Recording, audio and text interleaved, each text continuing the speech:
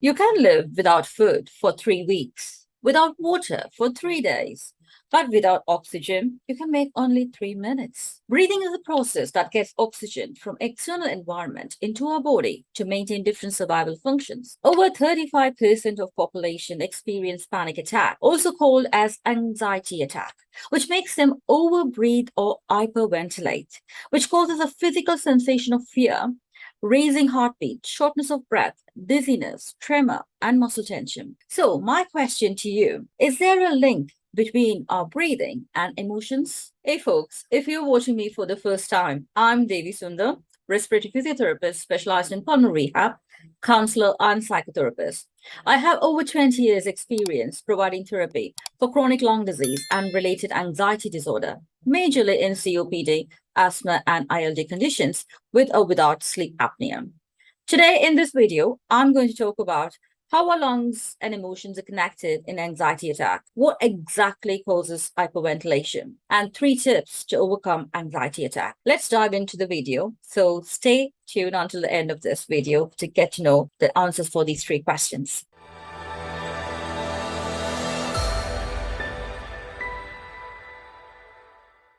If we think about our breath, what comes to our mind is our respiratory system, right?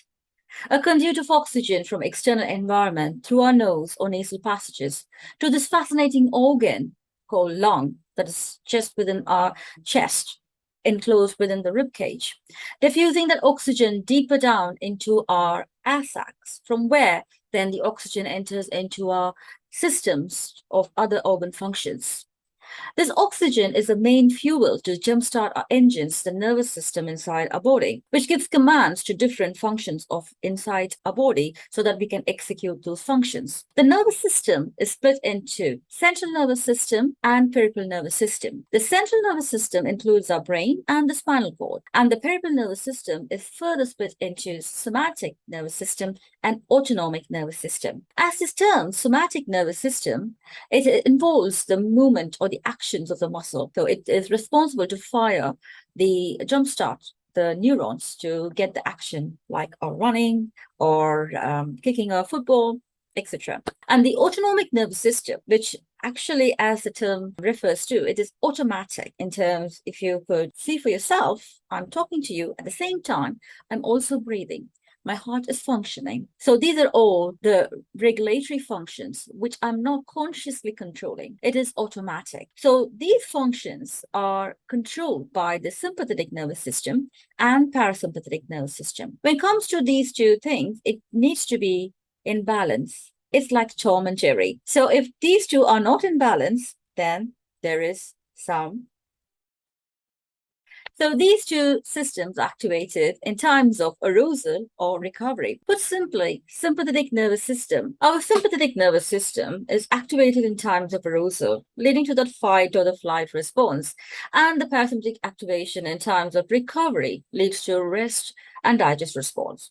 The flight or the fight response in sympathetic action includes the inhibition of digestive and immune system, increase in pupil size and heart rate, and expansion of our lungs, and release of epinephrine and non-epinephrine. These are all in a response to the threat our body is preparing us to protect us. And during the parasympathetic activation, a reverse function happens where parasympathetic nervous system activates our digestive system and immune system, decreases our pupil size and heart rate, and contraction of our lungs. So these processes are more focused towards optimizing the function in our body and focusing on the maintenance function. The activation of the sympathetic and the parasympathetic system not only occurs in the moments of life or death, it can also occur in moments of common emotional response. For example, if anyone having anxiety about public speaking, so whenever they go to that event, they become anxiety about that speech, what they're going to about to give. They tend to breathe faster and shallower. And as a result of fast and shallow breathing, they are each faster breath, they are letting out carbon dioxide out. So more of carbon dioxide is expelled out of the lung, which causes low levels of carbon dioxide. We all know and refer to oxygen as a good gas and carbon dioxide as bad gas.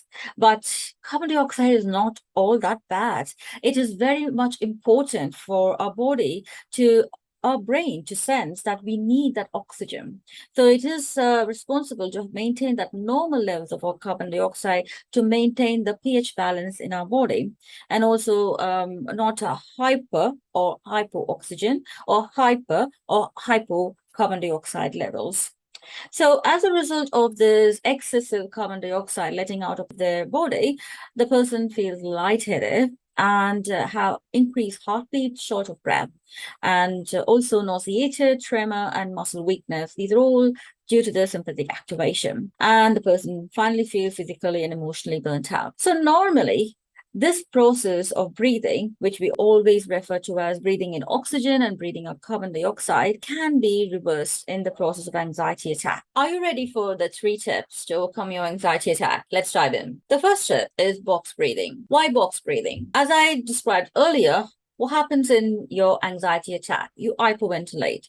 You breathe faster, and breathing is not deep, it is very shallow. Okay, so here you need to do the reverse action to get the anxiety attack reversed and get into a normal breathing pattern. So what is that reverse action? You need to breathe slow, breathe in deep. Breathe in deep doesn't mean taking a big breath. No, it doesn't mean that. It means that you are breathing in deep, means you're expanding your lateral expansion of your lower rib cage, okay? Giving that few moments for your gases to go deeper into your lung tissues. So breathing in deep and holding for certain amount of counts. Let's go for 4 counts, which equates to about 10 seconds, and breathe out and then hold before your next breath. Okay, are you ready to practice the box breathing with me? Take a comfortable position, and here we go. We are going for a count of 4. So breathe in slowly for count of 4. 1, 2, 3, 4. Now hold for 4. 1, 2, 3, 4. Now breathe out for 4. 1, 2, 3, 4. And hold for 4. 1, 2, 3, 4. Next breathing cycle. Breathe in, same way, 4 counts in, hold 4, breathe out 4, and hold 4. Okay, so breathe in, 1, 2, 3, 4. Hold, 1, 2, 3, 4. Breathe out, 1, 2, 3, 4. Hold, 1, 2, 3, 4. Hope you got that taster for the box breathing. Now let's go into the second tip. The second tip is more commonly used breathing technique, which I also used in my practice back then. It's pursed lip breathing. So pursed lip breathing is advised, and it is a way where people can perform very easily, even if they are in the shopping center or if they are walking in the park. It's very easy to implement, so that goes very handy. So breathing in through the nose and breathing out through your pursed lip. So breathing in through the nose is very much important in all circumstances, and breathing in through the nose has several benefits, and it triggers our nitric oxide gas, which is an antiviral function, and also improves oxygen uptake. And also breathing through the nose is very important, that we are actually focusing on that moisture and humidification of our gases. So breathing in through our nose is very important. So breathe in through the nose and breathe out through your pursed lip. So breathe in for 3 counts and breathe out twice as much you breathe in. So 1, 2, 3. Breathe out 1, 2, 3, 4, 5, and 6. Again, breathe in for 3. 1, 2, 3. Breathe out for 6. 1, 2, 3, 4, 5, and 6. What is happening here is when you're breathing out twice as much you're breathing in, you're prolonging the phase of gas exchange to take place in a better way, and also building up that little carbon dioxide drive to kickstart the next oxygen in. And the third tip now is to activate your parasympathetic system. Humming is a very useful technique. Why humming? Because when you're doing the humming,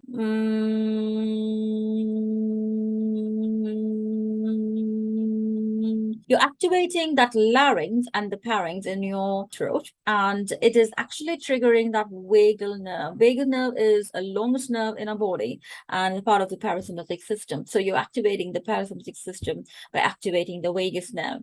So let's try this. And this humming should be in your breathing out phase. And so you take in a normal breath, breathe in through the nose, and